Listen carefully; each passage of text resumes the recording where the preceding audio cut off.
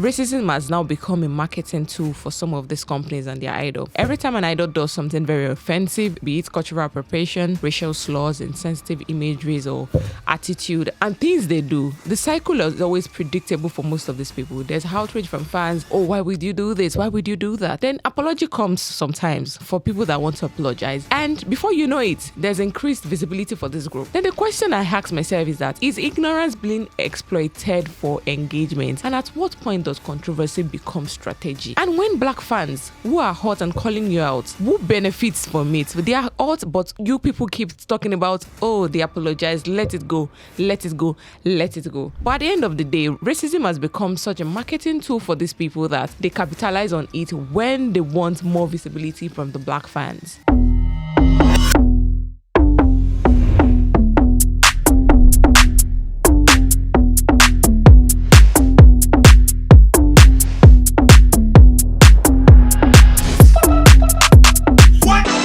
Hello everyone and welcome back to our new Seoul Nigeria podcast. Today's episode is definitely not light, it's not unserious, and it is definitely for people that keep pretending this happens and find every excuse for this particular issue I'm about to talk about in the K-pop industry. Because today we'll be talking about K-pop and black culture, and more specifically the very thin and very uncomfortable line between appreciation and appropriation. Yes, I know it's something you never expect me to talk about, but let's talk about it today. This is one of those conversations where I believe two things can be right and true at the same time. You can love K-pop and you can still be critical about it. Loving K-pop does not mean you do not say the truth when you need to say the truth. And also, you can enjoy the music and you can question the system where the music comes from. And before you question me and the authority I have to speak about this, I would say, as you can see, I am black, I'm African, and I'm Nigerian. And I believe I have a little bit of authority to talk about this issue right now. So, if you've come here intending to start a fan war, maybe you should relax a bit. And if you've come here to deny everything I'm about to say, take a deep breath. This is not an attack episode. It's a very critical thinking episode, which I want everyone to be open-minded about. So let's start the conversation. I know a lot of people will ask me, why do you think this conversation is very important? Now, let me start like this. Here's the truth of why this conversation is very important. K-pop would not sound the way it sounds today without black culture. Take it or leave it. That's not an opinion, that's fact, and that's history. Hip-hop, R&B, rap, street fashion, dance styles, aesthetics, and even slangs. This is not just an opinion and I have. It's like history over the years, and there are facts to back this history up. And I believe every year we circle back to the same problem. Why does black culture feel celebrated but black people feel invisible in the K-pop industry? Why is blackness cool in performance in the K-pop industry but uncomfortable in real life? And we ask ourselves again, why does this industry still struggle to acknowledge this black people properly and the black culture? That is the heart of this conversation today. Now let's talk about the K-pop system and black culture. Let's start here. K-pop is not just about music. Even though music is the focus of K-pop, it's also a focus of the system, which seems manufactured with how everything is planned, from the sound, from the visuals to the branding, and even the audience perception. Everything seems planned from the beginning, which makes it very, very manufactured. So when black culture shows up in K-pop, it's not accidental, it's very, very strategic by these companies.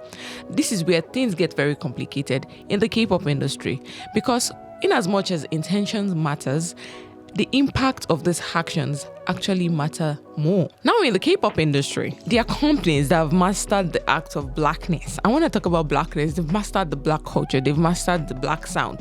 And I'll talk about just three of them. Now let's start with YG, the most obvious company of all. YG Entertainment, black cat aesthetic is cool to them. YG's brand has always leaned heavily into hip-hop aesthetics. They've leaned into swag. They've always leaned into street credibility. They've leaned into black coded sound and visuals. YG's idols are often positioned as raw, real, authentic, better than their peers, not like others. They have this coolness to them when you see them on screen. But here's the uncomfortable part about YG as a whole. YG uses blackness as a costume, not as a community. And this has been said over and over again. I'm not the first person saying this. Black culture has become a tool to look edgy, rebellious, or cool without the responsibility of engaging with the people behind the culture.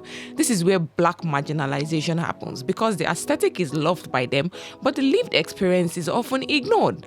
Black pain is removed, black struggle is erased, only the vibes of blackness remains. And when black fans point this out, the response is often, it's just about music. They are inspired. Don't take it too serious. But inspiration without acknowledgement oftentimes becomes extraction.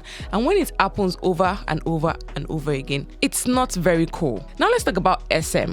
SM Entertainment, studying black music, repackaging it. That's what I feel about SM Entertainment. It's a very different approach for them. SM does not just borrow black music, they study it. R&B structures, jazz chords, funk rhythms, neo soul influence. SM brings in black producers, songwriters, musicians, and then filter these sounds through the K-pop system. If you understand what I'm saying, you'll get what I'm saying. They have mastered the sound of black music, but here's the nuance. SM respects the technical foundation of black music, but not always the cultural context. The music is so polished to the extent that you do not know that it has the black origin to it. The origin is really centralized because at the end of the day, when the sound travels globally under a K-pop label, the culture that bettered the sound is often left unnamed. It's not exploitation in the loud way, it's appropriation in the quiet and corporate way. It is often clean, it's often legal, and it's often very profitable to them. Now, the last company I'll be talking about, Hype Entertainment. In as much as we don't want to talk about this, we need to talk about this. This is where the conversation shifts.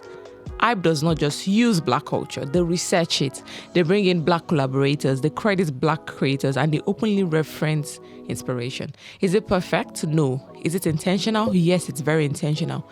Hype understands something very crucial. You can't globalize culture without respecting its origin. And Hype's mantra is fans first. And with the way they're expanding, they must not give credit to where it comes from. They don't just want the sound, they want the context. And this is where difference matters, because representation is not just about hiring black producers, musicians, and people. It's also about visibility, credit, and power. Do you get what I'm saying? So we have YG, SM, and Hype Entertainment. But people often say this to that, but they work with black people. Is that not enough? I feel like you say we work with black people.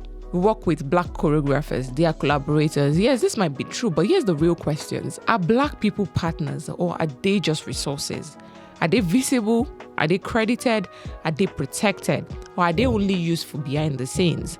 Because inclusion without power is often still exploitation to me. Are you giving them the right visibility? Are you giving them the right credit? Are you giving them the right power? Or are you just allowing them work behind the scenes just because you don't want to see them in the forefront of what is happening? Another thing I will talk about on this episode is racism, because racism has been closely related to the black culture. It has become such a thing in the K-pop industry that racism has now become a marketing tool for some of these companies and their idol. Every time an idol does something very offensive, be it cultural appropriation, racial slurs, insensitive imageries, or attitude, and things they do, the cycle is always predictable for most of these people. There's outrage from fans. Oh, why would you do this? Why would you do that? Then apology comes sometimes for people that want to apologize. And before you know it, there's increased visibility for this group. Oh, they acknowledge their mistake, they're apologizing. Let's forgive them. Then before you know it again, boosted streams. Oh, let's listen to their music. Then the question I ask myself is ignorance being exploited for engagement? And at what point does controversy become strategy? And when black fans who are hot and calling you out, who benefits from it? They are hot, but you people keep talking about, oh, they apologize, let it go. But at the end of the day, racism has become such a marketing tool for these people that they capitalize on it when they want more visibility from the black fans. I said what I said. So we ask ourselves as fans, what do we do about this? What's the self-awareness? I feel like here's the uncomfortable truth nobody wants to talk about. Loving K-pop means you always live with contradiction. Because you can enjoy the music, you can support the artist, and you can criticize the system too at the same time. You're not just robotic. yeah, the music is great, the systems are great, the artists are great, but the system sometimes needs some questioning because accountability is not it and criticism is not betrayal. And I believe growth cannot happen without discomfort, right? So here's what I will say to close this episode, because I feel like I've said a lot in this episode. Have I said a lot? I've said a lot.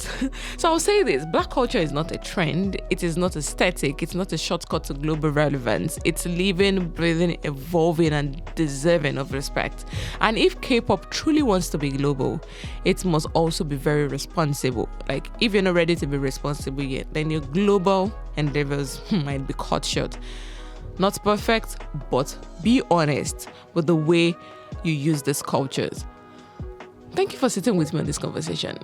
It made some people uncomfortable. Good. I feel like it mattered. This is Seoul Nigeria podcast, where we keep having conversations people are scared to have. Bye for now.